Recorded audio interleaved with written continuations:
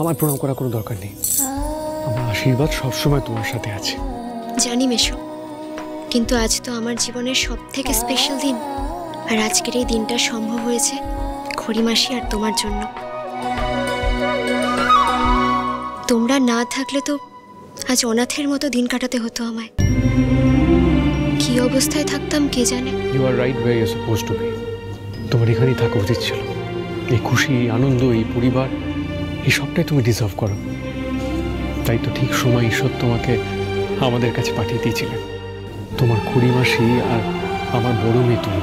আর তাই জন্যই তো খুড়িমাসি তোমার জন্য, তোমার এই বিয়ের জন্য এই উপহারটা আগে থেকে তৈরি করে রেখেছিলেন।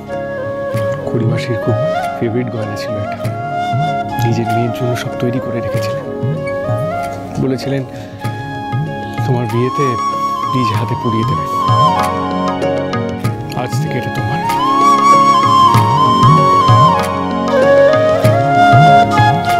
খড়িমাসি যেখানেই আছে মন প্রাণ দিয়ে তোমাকে আশীর্বাদ করছে। দিভাই, তোমার সাথে সবটা ভালো। তুমি আমাদের মধ্যে সব থেকে বেশি লাকি। কারণ কেন জানো? কারণ তুমি আমার মমকে পেয়েছো, মমের ভালোবাসা পেয়েছো। তোমার ছোটবেলা জুড়ে মমের কত স্মৃতি বলো।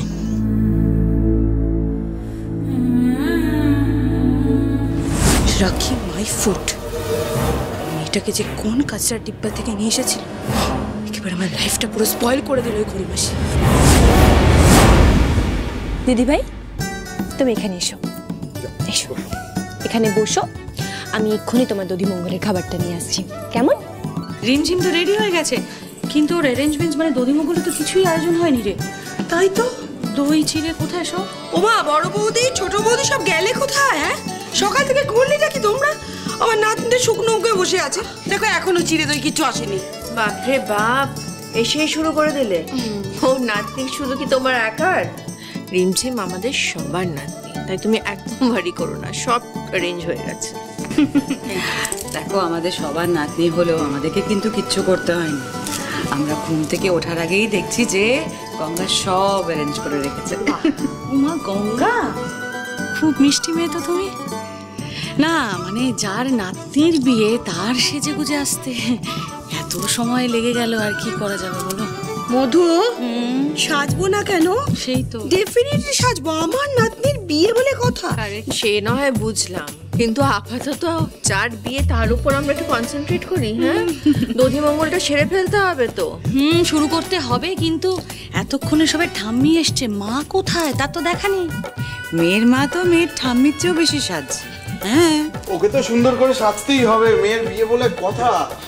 আজকের দিনে মেয়ের মা সাজবে না তো কে সাজবে বলো? তুই না বউ। এই তো আমি এসে গেছি। বলছি, আমি না কি কি করতে হয় ঠিক জানি না, একটু বলে দাও না কি কি করতে হবে, আমি করে নেবো তারপর। আচ্ছা দুতি, আমার একটা কথা বলো, এখন তো তুমি আর বৌমা নেই, শুধু শাশুড়ি হচ্ছ তো। হ্যাঁ, তুমি এখনো নিয়ম শিখবে না? আচ্ছা ঠিক আছে, যাও বসো, সব বলে দিচ্ছি। আগে তোমরা বসো, তোমরা বড়, তোমরা করে নাও, আমি শিখিয়ে যাবো সেই বাহানায়। তারপর আমরা বলে দিচ্ছি। চলো চলো, আর দেরি করা যাবে না। দেখো কি করছো।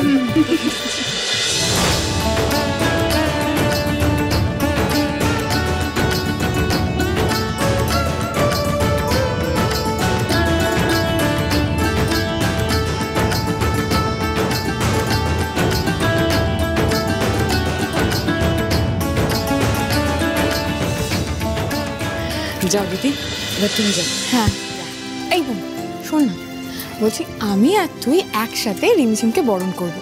আমরা দুজনও তো ওর মা, তাই না? বসো।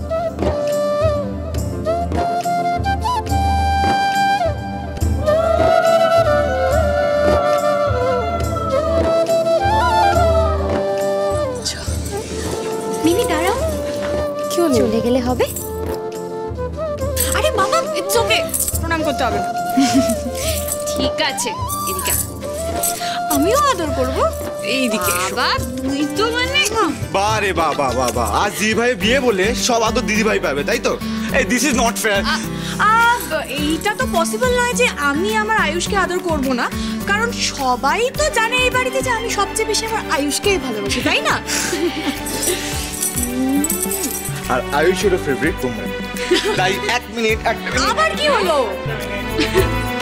ওকে, happy mother's day. Thank you so much. Welcome.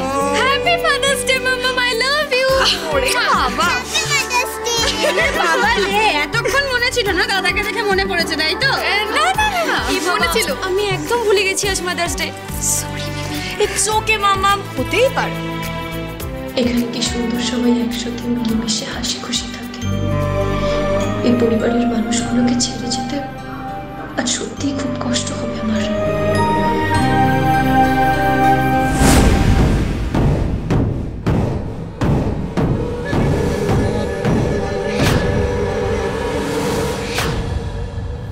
দিশা, কি হলো? মাদার্স ডে উইশ করবি না তুই?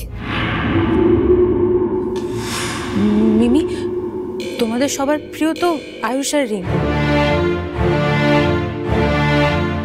তো ওরা তো উইশ করে দিয়েছে, তাহলে তো তোমরা হ্যাপি, তাই না? আর এমনি আমি এসব মানি না।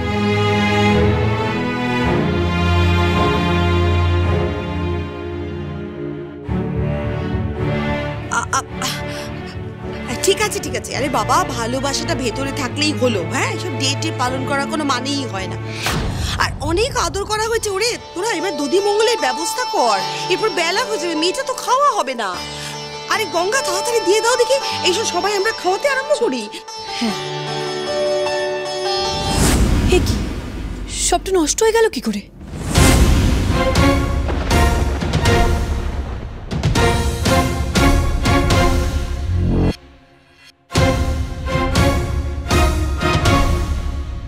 এটা পড়লো কি করে? গঙ্গা, গঙ্গা, তুমি কোনো কাজই ঠিক করে করতে পারো না? বাড়িটা তুমি কিভাবে রেখেছিলে যে সবটা পড়ে গেল? আমি কিছু করিনি। আমি কেউ যদি কিছু না করে থাকে তাহলে এটা পড়লো কি করে? এত ভারী বাটি তো আর হাওয়ায় পড়ে যাবে না। আচ্ছা, তোমরা এভাবে বলছো কেন ওকে? তো টেবিলে রাখলো বাটিটা, ওর কি দোষ?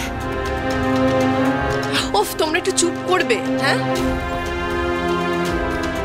আগে ভাবো মেয়েটা কি খাবে, কি হবে বল দেখি। ছোট দিদি, আমার না অন্য জিনিস নিয়ে টেনশন হচ্ছে। যেটা ঘটলো সেটা তো খুব অমঙ্গলের গো। ছোট তুই আবার। আচ্ছা ছোট বৌদি, প্লিজ বাদ দাও না, যখন হয়ে গেছে আর এইসব অমঙ্গল ঠমঙ্গল আলোচনা করে লাভ নেই। বরং ও কি মিষ্টির ব্যবস্থা করে দিলে তো ভালোই হবে। গঙ্গা, যাও ওর জন্য মিষ্টি নিয়ে আসো। না, কাউকে কিচ্ছু আনতে হবে না, আমি নিয়ে আসছি।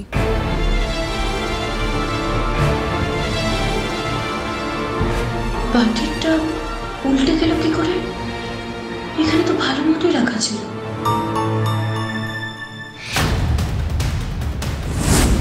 পুরোহিত মশাই কোথায়? গঙ্গা তো বলেছিল সকালবেলা এসে সব কাজ করে দেবে, এখনো তো আসছে না। না, এখনো আসেনি। আরে বাবা, চাপ নিও না, গঙ্গা তো গেছে ওনাকে আনতে। আমি ওদিকটা দেখি। সেটাই তো বুঝতে পারছো না কেন? আমি পুরোহিত মশাইকে ফোন করে একবার দেখছি উনি কত দূর আছেন। আমরা এসে গেছি স্যার। পুরোহিত মশাই, আপনার শরীর কেমন আছে এখন? শরীর আমার তেমন ভালো নেই, কিন্তু আজ তো এই বাড়ির বড় মেয়ের বিয়ে। কত বছর পরে সিংহরায় পরিবারে এমন একটা আনন্দের দিন এলো, আর এমন একটা আনন্দের দিনে আমার শরীর যেমনই হোক না কেন, আমি কি না এসে পারি? কিন্তু পুরোহিত মশাই, আপনাকে তো দেখে মনে হচ্ছে আপনার শরীর বেশ দুর্বল। আপনি পারবেন তো সামলাতে? আসলে আপনার শরীরটা তো ঠিক নেই, সেই জন্যই এত টেনশন হচ্ছে। আপনারা চিন্তা করবেন না, আমি সবসময় দাদুর পাশে পাশে থাকবো, সব নিয়ম পালনে সাহায্য করব, সব কিছু নির্বিঘ্নে মিটে যাবে।